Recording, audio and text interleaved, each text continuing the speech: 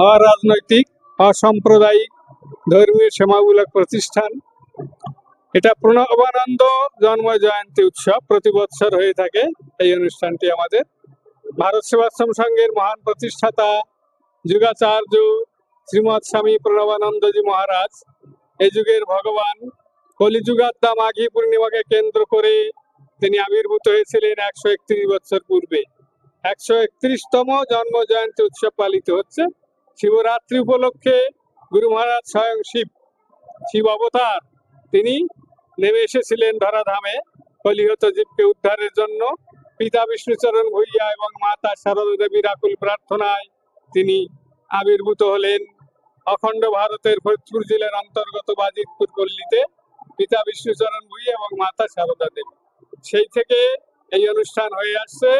গত মাঘী পূর্ণিমা হয়ে গেল, তারপরে স্মৃতি উৎসব হয়ে গেল, এবার প্রণবানন্দ জন্ম জয়ন্তী, 131তম প্রণবানন্দ জন্ম জয়ন্তী। গুরু মহারাজের আবির্ভাবকে কেন্দ্র করে এই বিরাট শোভাযাত্রা করে শিবরাত্রি উপলক্ষে হাজার হাজার মানুষ এসে থাকে। দেখতেই পাচ্ছেন, বাজনা, ব্যান্ড পার্টি, বিভিন্ন ক্লাব, বিভিন্ন মিলন মন্দির থেকে এসছে আমাদের এই আয়োজন অনুষ্ঠান। ভারতবর্ষ ধর্মের দেশ, আধ্যাত্মিকতার দেশ, দেবতার লীলাভূমি, পুণ্যভূমি ভারতবর্ষ। সেই জন্যই সেই ভারতবর্ষ ধর্মের দেশ। ধর্মকে কেন্দ্র করেই আমরা বেঁচে আছি, এই ধর্মকে আশ্রয় করেই আমরা বেঁচে থাকতে চাই, তাহলেই আমাদের জীবন সার্থক হবে।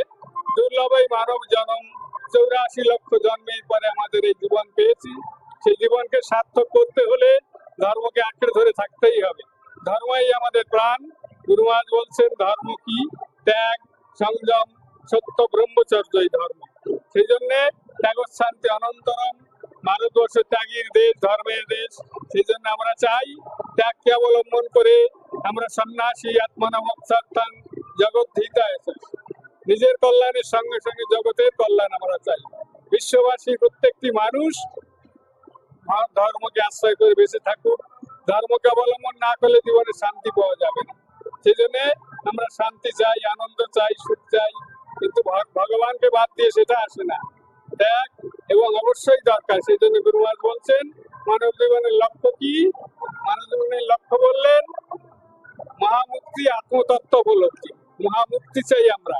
এই জঠর যন্ত্রণা, জাগতিক যন্ত্রণা, জ্বালা যন্ত্রণা থেকে মুক্তি পেতে হলে আমাদের আত্মাকে উপলব্ধি করতে হবে। আত্মা কি জিনিস, কোথেকে এসছি, কেন এসছি, কি জন্য এসছি, সেটাকে উপলব্ধি করতে হলে সাধন ভজন চাই। গুরু মহারাজ তাই বলছেন একটা বাণীতে, খুব জপ ধ্যান করিবে, জপ ধ্যান ব্যতীত চিত্ত শুদ্ধ হয় না, চিত্ত শুদ্ধি ব্যতীত শুদ্ধ জ্ঞান জন্মে না, শুদ্ধ জ্ঞান ব্যতীত ধর্মতত্ত্ব উদ্ভেদ হয় না। সেই জন্য আমাদের ধর্মকে জানতে হলে জপ ধ্যান, প্রার্থনা, সাধন ভজন অবশ্যই দরকার। আর ভারত সেবাশ্রম সংঘ সত্য সনাতন ধর্মাবলম্বী আমরা মানুষ। সনাতন অর্থাৎ চিরন্তন, যা অনাদিকাল থেকে বয়ে এসছে, যা অতীতে ছিল, বর্তমানে আছে, ভবিষ্যৎ। তিনি এখানে হিন্দু ধর্ম শিক্ষা সংস্কৃতি সম্মেলন, তার প্রথম যে বাণী, এই যুগ মহা জাগরণের যুগ, এই যুগ মহা মিলনের যুগ, এই যুগ মহা সমন্বয়ের যুগ, এই যুগ মহা মুক্তির যুগ। মহামিলন, মহাজাগরণ, মহাসমন্বয়, মহামুক্তির বার্তা নিয়ে ভারত সেবাশ্রম সংঘের সন্ন্যাসীরা জাতি, ধর্ম, বর্ণ, রাজনৈতিক দলমত নির্বিশেষে মানুষের কাছে সেবা করে। সংঘের আদর্শ সেবাই হচ্ছে সংঘের ধর্ম, সেবাই সংঘের কর্ম, সেবাই সংঘের আদর্শ। সেই বার্তা সারা ভারতবর্ষের এবং ভারতবর্ষের বাইরে পৌঁছে দেওয়ার জন্য আমাদের চারণ দল এবং সংঘের যে সংগঠন মন্দির আছে কাজ করে চলেছে। আর এখানে এই হিন্দু ধর্ম শিক্ষা সংস্কৃতি সম্মেলনে ভারতবর্ষের বিভিন্ন প্রান্ত থেকে সন্ন্যাসীরা যেমন আসেন, তেমনি গৃহী ভক্ত ধর্মপ্রাণ মানুষ এখানে উপস্থিত হন। শ্রেষ্ঠ শ্রেষ্ঠ ধর্ম প্রবক্তা এবং জ্ঞানী ব্যক্তিরা, মানুষেরা উপস্থিত থাকেন এখানে, তাদের চিন্তা ব্যক্ত করেন।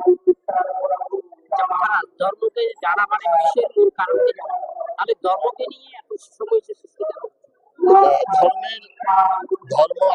স্বামী প্রণবানন্দজি মহারাজ বলছেন, ধর্ম নাই মন্দিরে মসজিদে গির্জা, ধর্ম নাই বেদে পুরাণে কোরআনে, ধর্ম নাই মালায় ঝোলায়, ধর্ম হচ্ছে তার আচরণ, তার অনুষ্ঠান, অনুভূতিতে। ধর্ম হচ্ছে তার সংযম, সত্য, ব্রহ্মচর্য। সারা বিশ্বের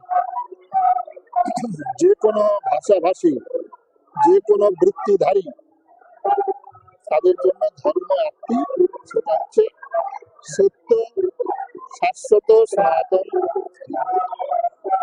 একটা হচ্ছে অধর্ম। এটা নিয়েই সংঘাত। এই সংঘাতটা আজকের নয়, এই সংঘাতটা সত্য যুগে ছিল, এই সংঘাত ত্রেতা যুগে ছিল, এই সংঘাত দাপর যুগে ছিল, এই সংঘাত এই যুগেই আছে। সত্য যুগে দেবতা এবং দানবের লড়াই হয়েছে, ত্রেতা যুগে রাম রাবণের লড়াই হয়েছে, দাপর যুগে একই পরিবারের লড়াই হয়েছে, কুরুক্ষেত্রে কৌরব পাণ্ডবদের লড়াই। আর বর্তমান যুগে লড়াইটা হচ্ছে আমাদের নিজেদের মধ্যে, নিজেদের সঙ্গে মনে মনে আমি দীক্ষিত আর কি। মনে মনে আমার স্ত্রী ছিলেন এখানকার শিষ্যা, আমার আজ পর্যন্ত দীক্ষা হয়নি, তো আমাকে দিলীপ মহারাজ বলেছেন আপনি আমাদের শিষ্য, যেহেতু আপনার স্ত্রী ছিলেন সেই দিকে আমি এখানকার শিষ্য হয়ে গেছি। দেখা করে গেলাম দিলীপ মহারাজের সঙ্গে প্রসঙ্গ, মানে যে কোনো জায়গায় কোনো ক্যালামিটিতে বিপর্যয় হলে, সে বন্যা হোক, খরা হোক, যে কোনো জায়গায় সবার আগে যারা পৌঁছে যায় তার নাম ভারত সেবাশ্রম সংঘ। এদের মতো সেবা করার ক্ষমতার কারণ নেই, আমি তাই জন্য এদের ভক্ত। এইরকম নতুন নতুন আপডেট দেখার জন্য বেঙ্গল ন্যাশনাল টিভিকে ফলো, লাইক, সাবস্ক্রাইব, শেয়ার করুন।